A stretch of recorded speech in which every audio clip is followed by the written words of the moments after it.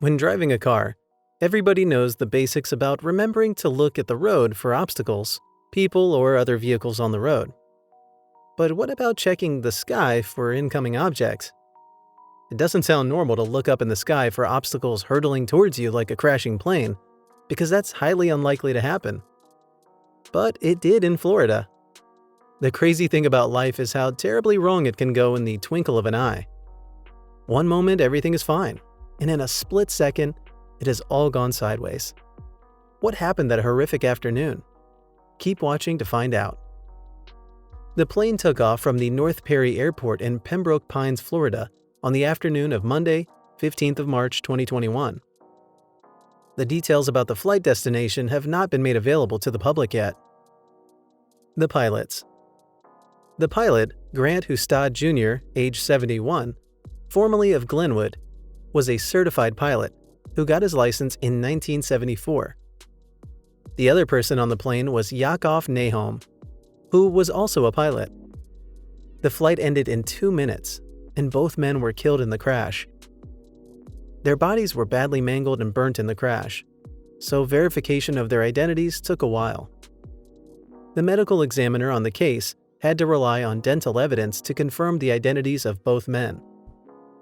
Hustad had a commercial pilot certificate and license for flying single-engine airplanes over land and sea, as well as a license for landing multi-engine airplanes on land according to the FAA records. Nahom, on the other hand, also had a private pilot certification and license, which he earned in 2017.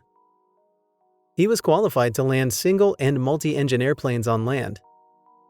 The ill-fated aircraft was registered to Florida Eagle Aviation Inc., a company which Nahom was president. Colleagues of Hustad described him as an experienced and extremely careful pilot, who would have done all he could to prevent the crash, and would have traded his life for that of the little boy who died in the crash. So it begs the question of what happened aboard the plane. It seems unlikely that two seasoned and certified pilots would have lost control of the plane unless something went terribly wrong and out of their control. Cause of the accident. Investigations are still ongoing as to the cause of the crash. A lot of possible reasons have been suggested, but neither the National Transportation Safety Board nor the Federal Aviation Administration has revealed the results of their investigations, although the Pembroke Pines Fire Department spokesman said that there were reports of possible engine trouble. What we do know, however, is that on March 9, 2021, just a few days before the fatal crash, the plane may have experienced some mechanical issues, as it was last tracked by radar as flying for only 20 minutes, even though the flight went on for longer than that. Planes disappearing from the radar are never good news, and this should have sent off some red flags. But for some reason, the plane was still allowed to fly just a few days later. It is unclear whether or not the issues with the radar had been fixed before the March 15th flight. On the 15th of March, the plane departed from the North Perry Airport, but quickly turned back. It never made it back. It crashed into the SUV in the residential street, taking down a power line on its fatal descent. While both men were seasoned pilots, it's unclear which was in the pilot's seat, although pilots can fly a plane from either seat. Records show that Nahom was the registered agent of the company that owned the plane, a Beechcraft Bonanza, which was listed for sale for $299,000. That suggests that both men could have been taking the plane out for a test ride before it was finally sold. This is, however, still speculation, as there's no evidence that Hustad had shown interest in buying the plane or made a move towards purchasing the aircraft. The victims. The single-engine Beechcraft airplane crashed into an SUV containing a mother who had been identified as Megan Bishop and her 4-year-old son Taylor.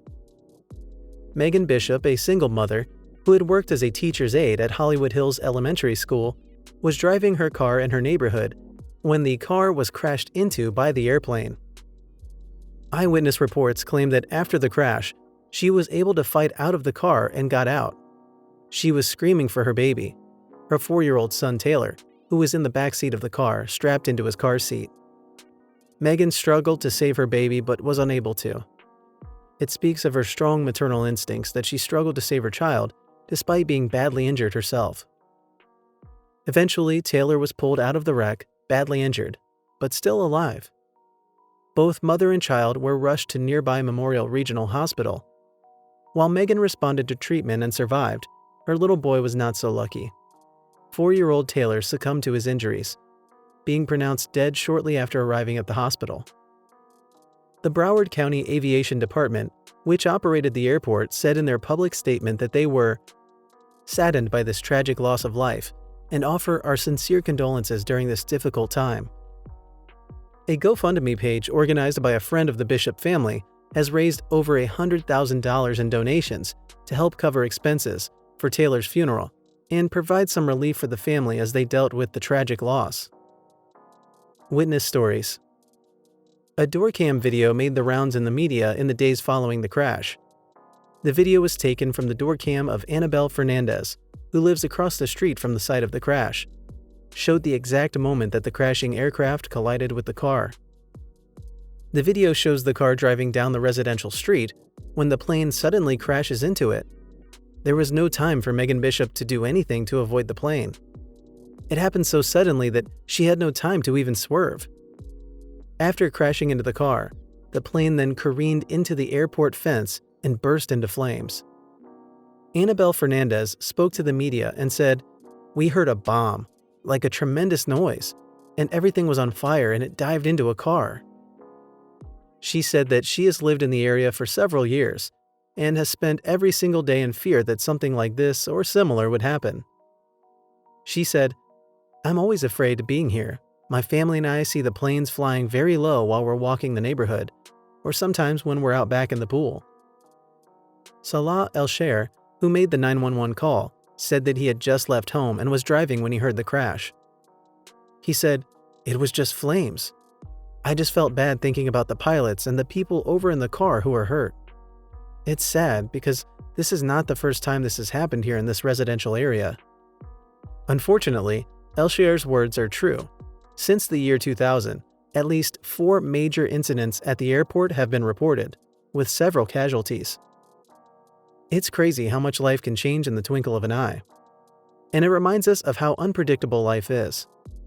So guys, what do you think really caused the crash? Do you think the airports should still be located so close to residential communities? Drop your opinion in the comments section below. And don't forget to give the video a thumbs up if you enjoyed watching it. Also hit the subscribe button and the notification bell so you don't miss out on engaging content like this.